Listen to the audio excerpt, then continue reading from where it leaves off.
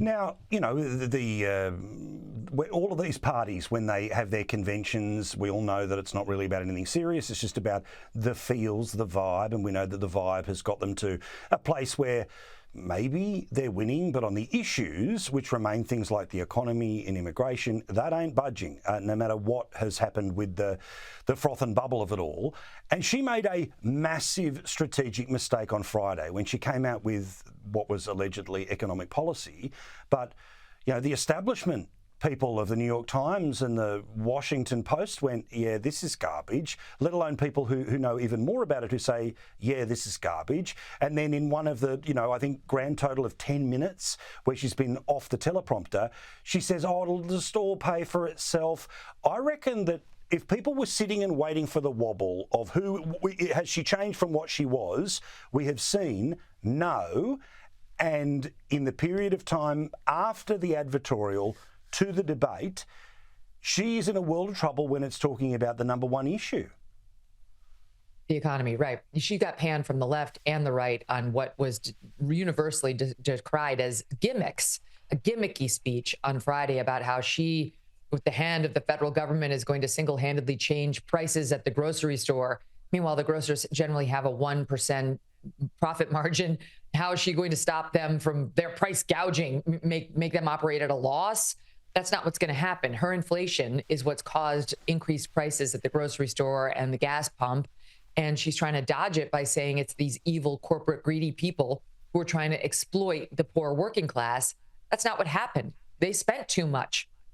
The Fed printed too much money and they drove up, the cash influx in the economy, which leads to inflation. That's what we're dealing with over here. And she can blame it on the evil corporate greedy people all she wants, but there's only so much she could clip the wings of the grocers without making groceries disappear. So that's number one. Then she wants to offer everybody, first-time home buyers, a $25,000 mortgage down payment. Okay, we're already suffering from a housing shortage.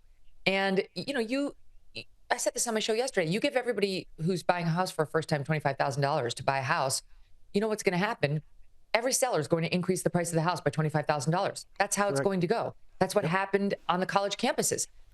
Every time they increase the amount of loans that you can borrow as a student, the tuition goes up by that exact amount. So none of this is going to work. And I think she knows that, but the Democrats have long run on, here's your free stuff. We're the party of free stuff, whether it was the Obama phone back in 2008, That's right. Obamacare, which is going to pay for medicine for everybody, and we're going to become more like Canada.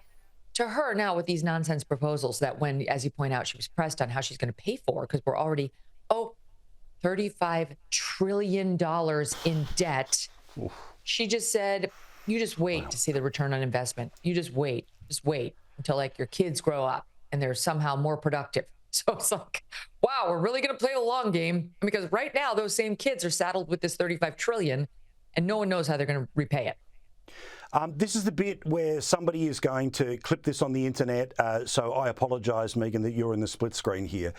It feels like the feels part of the campaign has begun to top out. And we know that that basically is bringing it back to a 50-50 race.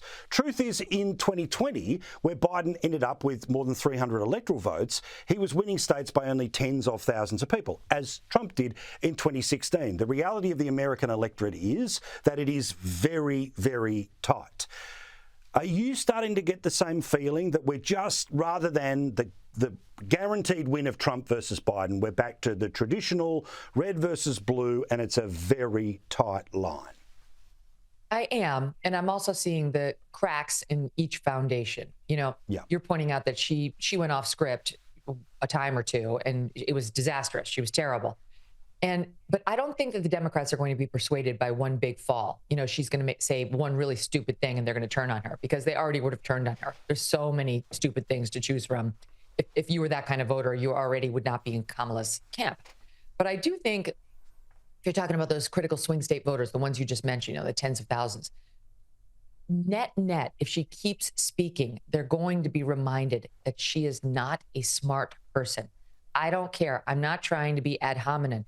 I don't believe she's smart at all. And in no way is she a deep thinker. This I know. And she does not have good solutions. She has no solutions. She truly doesn't. She's all over the board. She really is a far left progressive who was literally raised by Marxists. That's what's influenced her policies. That was the true Kamala in 2019. And now she's learned enough to try to say she's more moderate, the Joe Biden plan for getting elected. I don't believe she is. So I do think over the next, 6 to 8 weeks, as early voting starts in mid-September, there's a very good chance that people are going to be reminded of how far left she is and how shallow intellectually she is. Over on Team Trump, he's trying to get better at messaging. I have noticed an increased effort to keep pounding the things that work for him. And so that's good. He needs to continue that.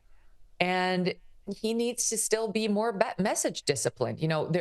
Yours truly and many others had been saying he's been rambling and it's not working. He's losing his entertainment value, which is one of Trump's main selling points. And so what does he do? He goes out on the campaign trail and says, some people say I ramble. I don't ramble. I have to go on for 2 hours because people wait in line for days to get to see me. With all due respect, this election is not about those people. Those people are going to vote for Trump no matter what. Message discipline is about reaching the critical swing state voters who will determine the next president.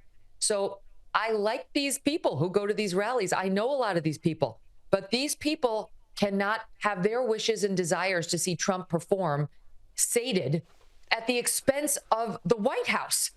So Trump needs to realize that and get back on message discipline. They've each got, some real weaknesses is what I'm trying to say as candidates, never mind on policy. Now, also, we know that the world of advertising, all the digital people say don't spend your money on television. All the TV people say don't spend your money on digital. But of course, the reality is that this is your message that you want to put out there. What are you noticing in the feeds? Are you noticing lots and lots and lots of ads, or is all of these millions and millions of dollars literally being spent in 7 places?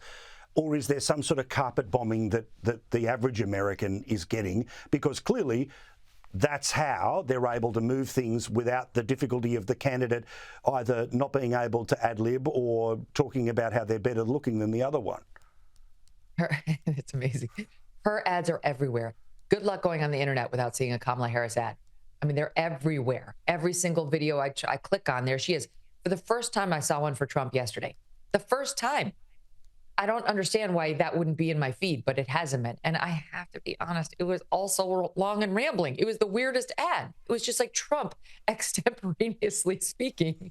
It wasn't disciplined or focused. I was like, get to the point, rather than skipping it after 5 seconds, I actually was trying to listen to it. Like, what is he trying to say to me? And once again, I'm like, my mind is wandering. What am I going to make for dinner? That's not a good ad. So yeah, I think she's blanketing the field because she had such a huge fundraising intake when she took over as the nominee.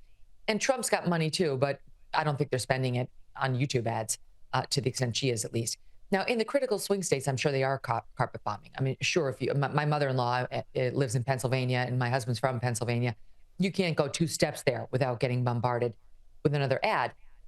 We know from 2016, one of the ways that Trump won so unexpectedly in 2016 was he had this campaign guru who he had hired from Ivanka's staff. He had been helping her hawk her clothing line online.